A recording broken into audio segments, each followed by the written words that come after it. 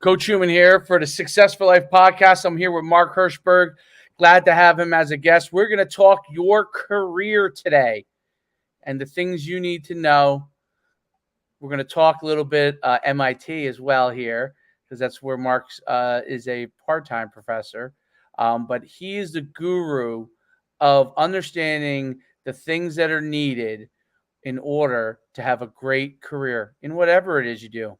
He's gone and interviewed and talked with leaders in various different industries and has put together a great book called The Career Toolkit that really hones in on exactly the skills needed in order to have a successful career. Welcome to the Successful Life podcast, Mark.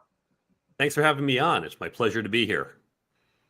Well, I'm excited to talk to you because this is a topic that is broad enough that everyone is definitely going to have an interest. And so many people go through their career and don't really know what they're doing. So you've written a book on this exact topic.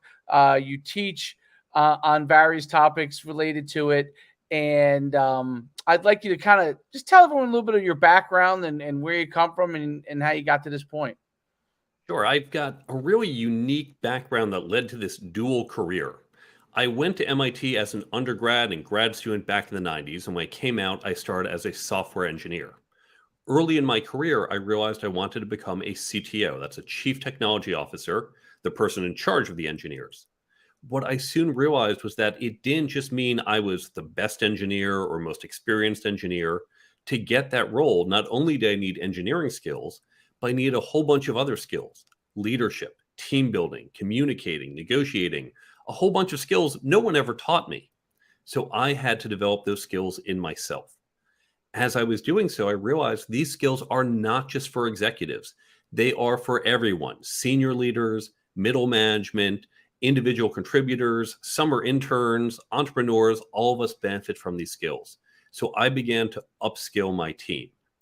Now, as I was doing this, MIT had been doing some surveys of companies and found companies wanted these same skills, not just for MIT students, not just for college students, but universally. And other schools and other surveys have found the same thing. These skills: leadership, communication, networking, negotiating, these are skills companies want, but they aren't being taught. So at MIT, we created what's now referred to as the Career Success Accelerator. And when I heard about it, I offered to give them some of the content I developed for my teams. They asked me to develop more content and stay on to help teach, which I've been doing for the past 20 years.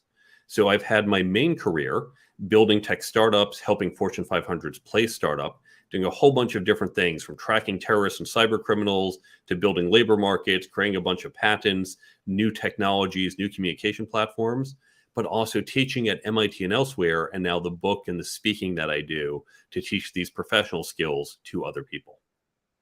Great. Well, I think one of the things that we all realize when we get into an executive level role is that it's not just your expertise within that subject area that's important. It's how you manage people, how you relate to people, how you can motivate people, how you can get people to do things that you're hoping to be able to accomplish, setting goals, strategy, tactics. There's a lot of different things that end up to being real important when you get into a management role. And there's a lot of skills that you got to develop along the way. And I think it's really interesting about your book is that we're going to dive deep into those areas because people can gain a lot of success. So for example, engineers, right? MIT, that is the expertise of MIT is engineering, right? So people who go there to become an engineer, they develop that specific skill set, whether it's a civil engineer or any type of engineer they're trying to become. They get that skill set and be really wildly successful early on because they have an expertise in an area, right? Move up quickly. And then all of a sudden they're in charge, which is what leads to what you're gonna talk about much more. What are some of the things that you encountered in writing this book that you found really fascinating? First, the fact that we don't teach it, because this is not a surprise. I'm sure this is not the first time the audience is hearing terms like networking and leadership. We've heard it. In fact, growing up, I remember hearing from my parents and teachers and others, oh, networking is so important. It's not what you know, it's who you know. We know this, we've talked about it, and yet no one stops and sits you down and says, and by the way, here's how to do it. We just ignore that. And there are historical reasons why we do it. So that was very surprising. And then the fact that companies as well have abdicated any real type of training for people, and we just leave people on their own to be successful. If we can help people get a little bit better, you can have a massive impact on their success, and yet we don't put that effort in, we as a society. Very interesting. I think it must go back to the foundations of how workforce was originally developed and how educational systems were developed around the workforce. So originally being agricultural based, and then moving into the industrial age where you needed people to do specific tasks really well, right? You needed quote unquote workers to work. And now we're much more in the information age where some of the things, what we call, you might call soft skills, are so valuable because you're dealing with people in a lot of different capacities. And originally when technology became so big, the internet, towards the end of my college career and yours as well, I went to school in the 90s as well. When you hit 2000, people thought that automation and technology was going to eliminate the need for some of those skills, but that was not true at all. It made it more necessary because strategy and tactics and knowledge and the ability to help people get to where they want to go and accomplish those goals all became really even more important because you weren't always in front of someone. We're on a screen, right? We have to figure out a way to relate to each other. So you're not always going to be in front of everybody. How was that an impact, that historical impact of work, impact how we taught leadership and taught that kind of training now? You had tremendous insight there, and you really got the thread of why it's been this way. We didn't need leadership on the farm. You didn't need networking when you were on the assembly line. Even when you go back to mid-century and we had big corporate structures, you were a cog in the machine, and your job was to sit there and do what your boss tells you. You didn't have to think and act. And they'd say, do this report. You say, yes, sir. And you do it and say, here you go, sir. What next? And you didn't need these higher order skills. You just needed the mechanical skills as an accountant, an engineer, or a graphic designer, whatever it is you did. It was only in the last 20 to 40 years, depending on how you look at, we got rid of middle management. We went to flatter teams. And it's no longer that, well, I know more than you. So if I'm running a marketing team, for example, in fact, if you put me in charge of marketing, I know quite a bit about marketing. I'm not a TikTok expert. I'm going to turn to some 24-year-old who knows a lot more about TikTok than I do. Even though I know Twitter, I'm not up to date on what are the trends and how to do things. So I don't know more than the people who work for me. And of course, we get these multidisciplinary teams where it's not just we're all marketers. We'll get some product people in there working with us on projects. So suddenly you have these teams where you have a disparate set of skills where the manager doesn't inherently know more than other people.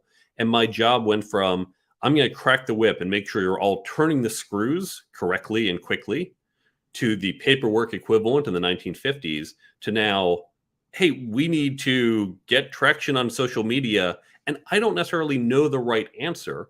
My job as a manager is to help the team get the right answer and achieve those results. Just like as a coach, you're not the one throwing the football, you're not running it down the field, but your job is to get the team to work together to achieve that success. And so as managers, we went from, I can do everything you can do, but better, and that's why I'm in charge, to I can't, but my job is to make sure we as a team succeed. And that's where you referred to earlier, that big trip up that people get when you go from being an individual contributor, you do a little bit of work, and they give you a bigger project and bigger project and bigger project. And then suddenly you move to management, and it's not about how much can you do, but how much can you get the team to do. It's a great point. The Peter principle. You familiar with that at all? Exactly. Yes. People are promoted to their level of incompetence. Well, I'm great at doing this. Make me a manager. Well, now I'm not so great. So I don't get promoted and I'm stuck there. That's exactly right. And then people realize pretty quickly what someone's cap is because of that. But it's not necessarily what their cap is, it's what they have allowed their cap to become because they didn't get those skills. So your book talks a lot about that. And so you told me something really interesting on the pre-show where you said each chapter is an individual look at it. So you can go into any chapter and get what you need. Talk a little bit more about that, because I think that's one of the things that people, when they're trying to figure out the skill sets they need, they go, oh, I have to read all 250 pages of this book in order to get this one nugget that I'm looking for, right? Tell them about what they really can gain from your book. We have two ways to get you around that. So the book, let me give you an overview. And you're right that most books, it's 20 pages of content and 200 pages of filler. And it's such a waste of time. So my book, there's 10 chapters. Let me give you an overview of what the chapters are and then how to use them. 10 chapters in 3 sections. Section 1, career. So chapter 1, how to create and execute a career plan to get you to the job you want. Chapter 2, working effectively. Things like managing your manager, understanding corporate culture. Chapter 3 is interviewing, not just from the candidate side. There's a lot of content on that, but also from the hiring manager side. So many of us in our jobs have to hire other people, but we've had no training. The second section, leadership and management, a chapter on leadership. And then we look at the people side of management and the process side of management.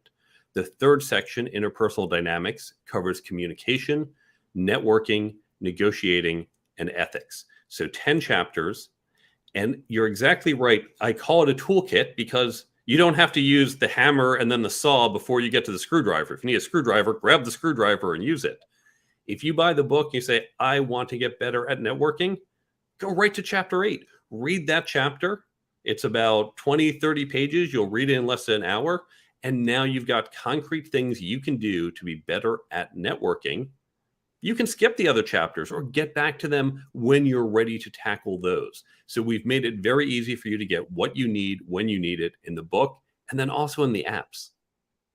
So that's fascinating. So you're really covering all the bases. And I think about my own career. Obviously, I've been an entrepreneur for a long time, so it's kind of a different thing. But I was in corporate initially, and I remember not understanding what my navigation was going to be in my career, which is why I struck out on my own, which there are plenty of people that can do really well in corporate if they understand the navigation of it and have the patience to understand where to go there.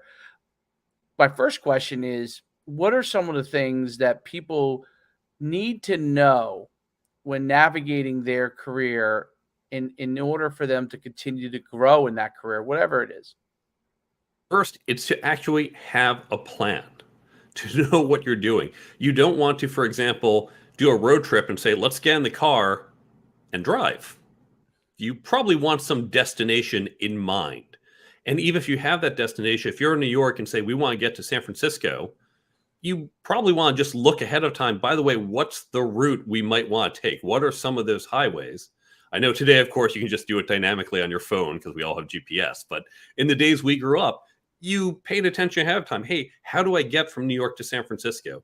Even if I don't know every small road where we're going to take a detour to go stop at a hotel, I know what the major highways are. I've planned it out.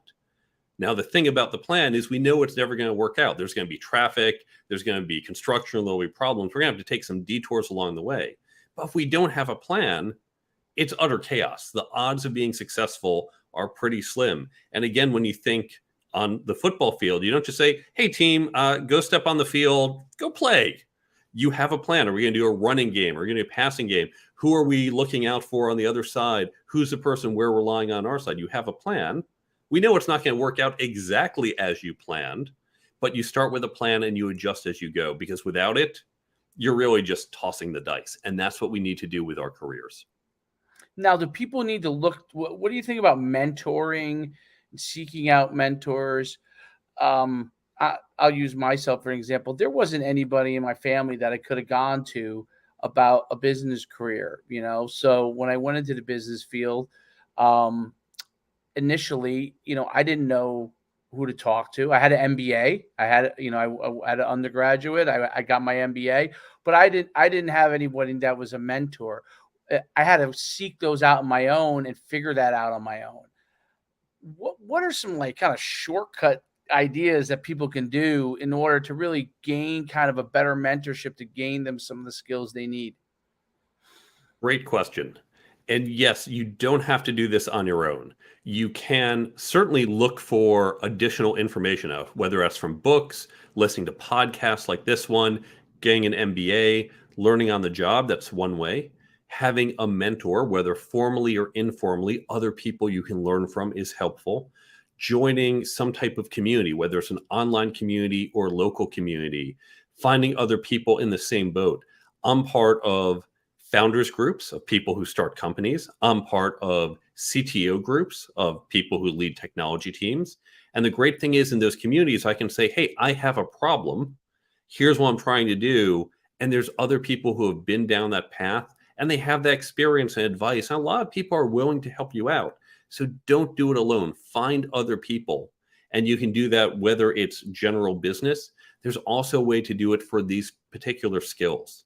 And let's talk about that for a moment. Now, there's a free download on my website about how you can create peer learning groups to develop this. I recommend doing it at your companies. If your company doesn't want to do it, you can do it on your own. Find friends, create a local meetup group. Here's the important thing about these skills and how to learn them. First, these skills are learnable. We think about, well, aren't people just natural at it or not? There are natural leaders, natural communicators, natural networkers. Yes, there are. And there are natural violinists and natural basketball players. But it doesn't mean those of us who aren't natural at it can't go and learn it with practice, with drills, with repetition, with training. We can get better than those who are natural, but don't put in the effort. So all of these skills, leadership, communication, all of this is learnable. The best way to learn, however, it's not the way we learn in school where the teacher says, memorize a periodic table or memorize these dates for the American Revolution. There are no things to memorize. There's no formula for leadership. There's no 3 things to know about networking. These are skills we have to practice, like music, like sports. You want to do it. You want to try. You want to practice. So in these groups, what you want to do is get some content. You can read pages of my book. You can read pages of another book. Listen to a podcast like this one, wherever you get that content. And then in a group, discuss it. Because it's in that discussion, that's how you're learning. That's how I hear your perspective on leadership, which is different than mine. That's how I get some practice. Or I say to the group, hey, I have a communication challenge. I want to convey this to my team. Here's what I'm thinking. And you can share your insights, or I can practice it and get feedback. That's the scrimmage. That's the practice. So with these skills, it's not simply, I heard a podcast, I read a book. You want to go deeper and have that peer learning group. And that's really going to help you learn and acquire these skills. You're on mute. You're muted. Getting out of your comfort zone is a big deal for a lot of people, and being able to get out of that comfort zone and understand, what they have to do to network with other people, how to relate to other people, how to ask questions that are the right questions that can help them along the way. What are some of the things people can do to get out of that? Because I think that's the biggest obstacle. People get in their own way, right? You and I probably get in our own way. I probably do it 5 times a day. And getting out of your own way on things is probably the biggest obstacle. Whatever's going on up top sometimes blocks you. Oh, it's not that important that I talk to this person right now. What are some of the skills and strategies from a networking standpoint that people can use to get out of their comfort zone and start to get the information they need? It's really practice. For networking and for so many of these skills, it comes down to practice. And we know with the sports analogy, what do you do with the drilling? You're building up muscle memory. So you're just in the moment. So it's natural. You don't have to mechanically think, what are the 3 things I have to do? It just happens. When you think, for example, about public speaking, we're going to use this as an example because most people have experience with it. Most of us, the reason we are not good at public speaking is fear. Is, oh my God, I'm going to say the wrong thing, or my pants are not zipped up, or there's something on my shirt, or I'm just going to embarrass myself or forget what I say. And oh my God, and all these things are in my head and they're holding me back. Experienced speakers, now I still get nervous before I go on stage, but I also know, first, I've done it many times successfully. I've done it a few times where things have gone wrong. And you know what? It's okay. We think back to middle school when someone would drop their tray and then everyone would applaud and you'd be embarrassed as everyone's looking at you. You know what happens in the adult world when you're on stage and you make a mistake? You trip a little over the microphone cord or you flub your words. You move on. No one's saying they're laughing at you. We're adults. It happens to all of us. Okay, yeah, fine. You're human. And once you get that experience of, you know what, I did it. Hey, I tripped up a little, but that's okay. It reduces the fear. You start to say, not a problem. When you go to networking events, maybe you meet some great people. Maybe you don't, but you say, yeah, that's okay. Maybe you did talk to someone and 60 seconds later, he had to excuse himself because he was bored or wanted to catch someone else.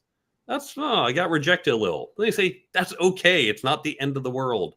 And it's building up that experience to say, yeah, I don't have to be perfect and it's not a problem. And removing that fear, that is key. That's so important. So removing that fear, and I say not taking yourself so seriously that you think that it's something that you're doing, because most of the time, if someone doesn't want to talk to you, it has to do with them. It has zero to do with you. If someone's not interested in what you're saying, it has to do with their own interest, their own kind of selfish guidelines that they have, that they're not looking to talk to you at this moment. And that's one of the things that people have to be able to realize. And I think that's an important understanding, that it's not personal. Okay. Relationships are personal, but rejection, a lot of times, it is not personal. More to times has to do with something that they have as a priority that's different than your priority. And that's one of the things I think we have to get past over and over again, with respect to fear of it, is that when you get rejected, it's everyone always thinks, oh, what did I do? What did I do? And yes, occasionally, sometimes, there's something that you did do, but it's always rooted in their own guiding principles first. So when they're rejecting you, it's because it doesn't match with their guiding principles. That's why they're moving on. It really doesn't have to do with whatever your ideals are, your stance, or your business philosophy, or your management philosophy. It has to do that it's different from their philosophy. And once we understand that, I think it really helps us to kind of move forward and not get caught and backlogged on those kind of things. What are your thoughts on that? You're absolutely right. And we see this not just for networking or these skills. I'll give an example. It happened to a friend of mine. She applied to a very big tech company last year, one whose name you all know, and did the interviews, then nothing. And she started to panic because they promised that they would get back within 2 or 3 days. And she didn't hear anything after 3 days. And then after a week and after two, and she said, oh my God, what did I do wrong? I screwed up. And my response to her, having been on the other side, I said, why do you think it's you? She said, but they promised within 3 days. A few months later, they got back to her and said, so sorry, we had a reorg. We had a bunch of things going on. We'd love to bring you on. And she's now happily in that job. And I can tell you, having been on the hiring manager side, well, often we're in the process of hiring and then something happens. Oh, we lost a key customer. Do we have to do a hiring freeze? Or, oh, we're rebudgeting, or, oh, we're reorging, or something's happening. And, oh, wait, we just got another candidate who's not for this role, but a different role, but it could impact this role. All sorts of things happen that you don't know about. You not being good is the least of the problems. In fact, if I knew you weren't right, those are the ones I do fastest. Oh, yeah, reject this person. This person doesn't fit. When you're sitting there wondering, it means I haven't rejected you yet. I'm trying to figure things out. But we internalize, we go that critic, that, oh my God, I'm an idiot, I'm screwing up, I'm bad. And we need to silence, or at least mute a bit, that critic and all the things we do, and know most of it is external, not internal. It's other things in the world, and it's not us. And it comes from experience. It just comes from knowing, yeah, you know what? It's not me most of the time. As long as I didn't do something really bonehead, okay, I'm not going to blame myself. Right. And even if you do, you move on the next time you correct it. Right. So that's the key thing. Fail forward on a lot of things. Don't let it bog you down. Hiring. Okay. And I know myself, having hired quite a few people over the years, I've always struggled with hiring, and I've always struggled with hiring the right people. And a lot of it has to do with, I think it's more me. Like, I have these rose-colored glasses when I'm going into it.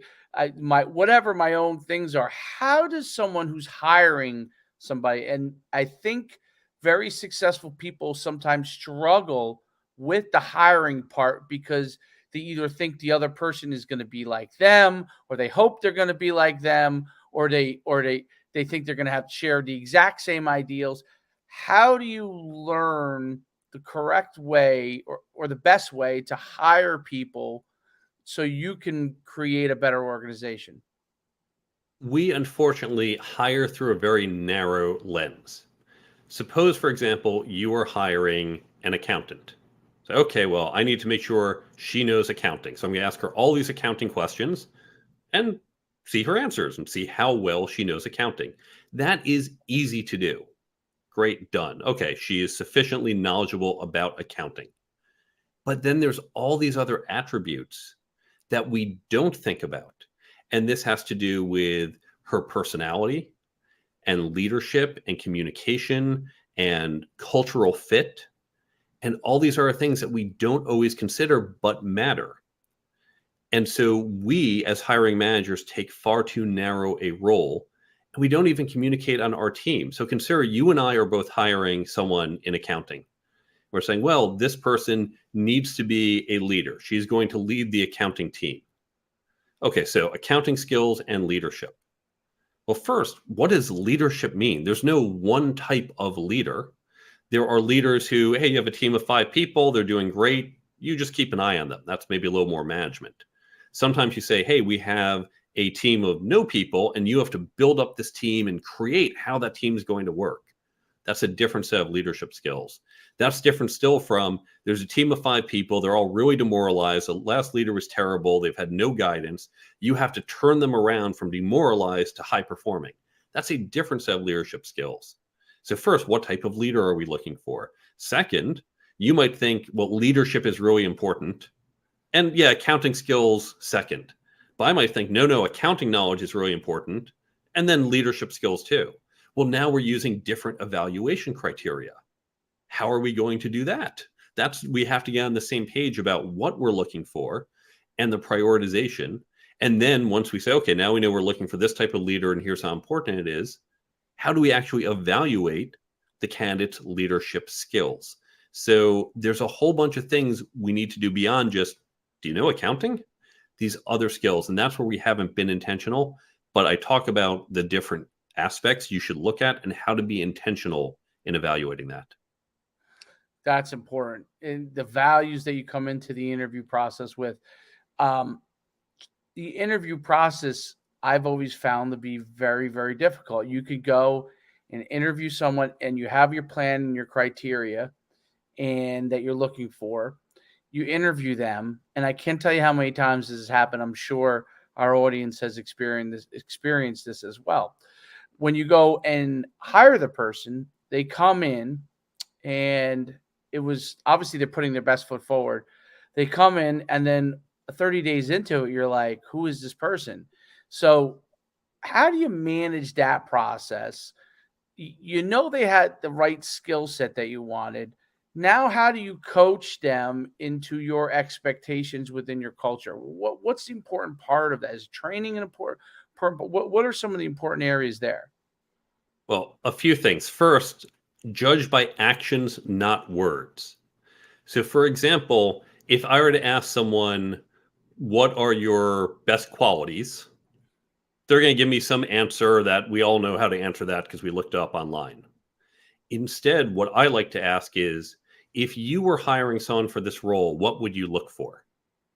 Because that tells me what they think is important. It's less direct, and people haven't really been trained how to answer that. Or tell me, where have you focused your time in the past 2 years on improving yourself? That tells me what they think is important by their actions and not just by their words. So I get to actions, not words. And when someone gives me words, I drill in and say, basically explain your actions that demonstrate that. Not in those literal words, but I'll have follow-up questions to get to show me instead of just telling me. Now, there's other stuff that we should do. And another free download I have on my resources page is a list of cultural questions. These are questions the candidate should ask. As a manager, you should also discuss them. Both sides are better off when we talk about these and figure out, is there a cultural fit or not? Because if there's not, we're both better off with someone not taking the job. And if you're not sure how to raise these, what I say in the corresponding article is you can blame me. So as you get to the end of the interview process, and I say, okay, any questions? You might ask about how do you do this, or tell me a little about the company. Say, hey, listen, there's this guy, Mark Herschberg, and he says we should go over these questions. It's better for you and I if we go through these questions during the interview process. So I've brought them with me, or I have them on my phone, or I've got them written down. Let's go through questions. Because now you're not saying, hey, I'm going to pepper you with a bunch of questions. You're saying, this guy, Mark, the expert over here, says we need to do this. So it's a little easier to bring it up and have that open discussion. It's just like when you are dating and talking about marriage, don't just say, hey, I love you, you love me, great, let's do this. Say, wait a second. By the way, do you want kids? Because I want kids. Oh, wait, you don't? Okay, that's a problem. Where do you want to live? Is that somewhere I'm okay living? Let's talk about how we're going to split up household chores. If you're not on the same page, it doesn't matter how much you love each other. That's going to be a difficult marriage. So discuss it ahead of time. Same thing when you're taking that job. Very, very interesting. Let's take a little sidestep here. So you're a very accomplished ballroom dancer, champion ballroom dancer. What are some of the principles that you learned? Because that's a very disciplined, highly disciplined sport that you have to do things a certain way. There's technique. What did you learn in that you applied in everything that you do now? I'd say there were 3 things I got out of it. First is that you do need to drill and practice. So we would train what our routine was. But when you're on the floor, you never do the routine exactly as planned, because as you're doing this beautiful movement, someone gets in your way. And as I'm flowing across the floor and I'm going backwards, I feel a little squeeze on my shoulder from my partner who says, hey, you're about to hit someone. So all of a sudden I adjust my step, or I'll hold a particular move. I'll do it bigger or shorter or more staccato or slower to adjust to the music. So I've trained, I've practiced, I've got the muscle memory, but in real time, I can adjust because I don't have to be as conscious of that. I've got that muscle memory built up. So you want to train and then adjust when you've got that deep knowledge. The second thing I learned is it's okay to screw up. Now, we talked before about public speaking and oh my God, I'm going to say the wrong thing. Ballroom dancing was one of the best things I did for my public speaking. Obviously, we're not talking during ballroom dancing, but I've been out on the floor, literally being judged, and I've screwed up. And I've done things where I say, oh my God, I can't believe I just did that. Oh, and the judge was looking right at me. And you know what? I didn't make it to the next round. And life moved on. And that's okay. And so learning how to do that, and this will apply if you do any type of sport, anything where people are looking at you, if you do any type of performance, acting, or comedy, if you're going to do it, you're going to screw up, and you're going to move on and say, I realize it's not the end of the world. So that's the second thing. The third thing, now most people don't know this, MIT has one of the top ballroom dance teams in the country. We were arguably number 1 or 2 when I was there. We had one of the biggest in the country. And really being a part of that group, of having all these other phenomenal dancers around saying, yes, we're pushing ourselves and I'm pushing myself along with them, that was helpful. So surrounding yourself with other people who are good, who are committed. And by good, I don't mean, oh, they have to be better than me. I mean, they have that drive to improve, to make a quality organization, team, performance. So don't say, oh, well, you don't know as much as me, I don't want to work with you. You probably know more than me in some area. I don't know what yet, but you have that drive to let's do well. Those are the people I want on my team. So it's very interesting because basically, it falls in line with exactly what, the principles of our developing your career, right? You got to train, adjust, you got to fail and learn from that. And then you want to be part of a team that's like-minded and aiming for the similar goals, right? So that's really, really interesting. But my only experience with ballroom dancing is with Silver Linings Playbook. Have you ever seen that movie where with? I haven't yet seen that one. Yes, but I know there is dancing in it. Yes. So that she's trying to learn ballroom dancing. So it's very, very interesting that there's a component of that to it. I think you find it interesting. But yeah, I remember that. That's my only experience with it. And I saw the discipline in it, which was phenomenal. The amount of discipline you have to be able to do such a great job in it. But that was really interesting. So now the messaging for people listening that in their career, I want to go from 0 to 60. I want to become a successful CEO, and I'm in middle management. What do I have to do? What are some of a couple of things, 2 or 3 takeaways that I need to have in order to? Everyone wants to do things fast, right? Fast track this, right? And obviously, there's no such thing as really a fast track. That fast track might be 15 years. Okay, it might be 10 years. Everybody's at a different pace. What are a few things that people need to master as soon as they can to start to get the most out of their career? Let's just put a note about fast tracking, because back in the 90s, during the dot-com era, I had lots of friends who quickly became CEOs, CTOs, C whatevers. That was And they me. did I didn't know sometimes what I they was said, doing. right. And they said, yeah, I don't know what I'm doing, but I started the company. I'm taking the title. Well, congrats, you have the title. Many of them failed. Those who didn't often struggled for a number of years and wasted time and money and effort figuring it out. I said, you know what? I can make myself a CTO tomorrow. I could find some star and be like, make me a CTO. Or I could say, there is a skills gap. And so this is what I recommend. Talk to people in those roles. Look at it from afar and talk to people in them and understand what are the actual skills. And then be honest and evaluate yourself. And you're going to find you have a skills gap. There are areas where you're strong. You might say, hey, I know everything about leadership. I am a great leader today, but I am not great at networking. And that's really important to be a CEO, to run a business. I have to work on that skill. Or I need more knowledge of finance. I know how to do this thing, but I don't know the first thing about accounting. And if I'm running a company, I better be able to understand how's the money working here. So whatever your gaps are, whether it's these skills we talk about in the book or other mechanical skills, look at where you have a gap and then say, how can I address it? Now, by the way, you don't need to be an expert in all of these. In finance, for example, you don't need to say, well, I have to be a master accountant. I'm going to hire an accountant. They're going to do all the details and the bookkeeping and how to use QuickBooks, but I need to know enough to have a conversation with them, to know what's happening in the company, to ask relevant questions. On the other hand, networking, as a CEO, I am the person out there building relationships, finding new clients, doing all these other things. That comes down to me. Yeah, I'll have a salesperson, but really a lot of it's going to be on me because it's more than just about selling. So I can't just say, well, let someone else do it and supervise. I've got to own that. So look at your skills gap, look at each skill, where you need to be, how short you are, and then come up with a plan to fill in that gap. Very, very interesting stuff. Yeah, the bridge, the gap between what your skills are and where they need to be is often a huge issue. I can't thank you enough for coming on the podcast. Tell everyone where they can find your book, get a hold of your book, get to your apps, get to your website. Where can they go?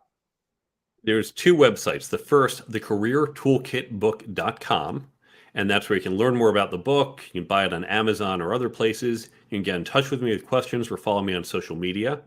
You can download the free companion app, the Career Toolkit app, on Apple and Android. And we link to it from the website. And that has a lot of the content in the book that we provide to you on either a just-in-time basis, when oh my God, what were those tips? And you pull it up on the app, or we do a passive daily push to help you retain it. So 2 seconds a day, it just pops up on your phone. You look at it, go, right, well, remember that, swipe it away, and that will help you retain it. There's also the resources page with a number of free resources, like the Career Toolkit Development Program. That's that peer learning program we talked about, as well as those cultural questions during the interview. All of that is free on the careertoolkitbook.com. There's also cognoscomedia.com, COGNOSCO, the makers of Brain Bump. And Brain Bump, it's a similar app, except it doesn't just have my book. It has other books, podcasts, blogs, and talks. And you get the same highlight content from those that you can get just in time or on that passive reminder basis. And that's going to help you retain more content to develop your leadership and other skills. So the careertoolkitbook.com and cognoscomedia.com with Brain Bump. That is awesome. Fantastic stuff. I mean, I learned a ton today. The MIT education did you well. Thank you. That's great. Really, I thank you so much for coming on. I got to get a hold of that copy of that book just so I can understand all the things, and I'm fascinated by it. Thanks so much for coming on the Success for Life podcast. Fantastic stuff. If you want to enhance your career, get this book, understand what he's talking about, understand what Mark is discussing, and get to where you need to be. Don't hold back. Go after what your dreams are and get a plan to get it together. Mark's got the way for you to do it. Thanks again, Mark, for being on the Success for Life podcast.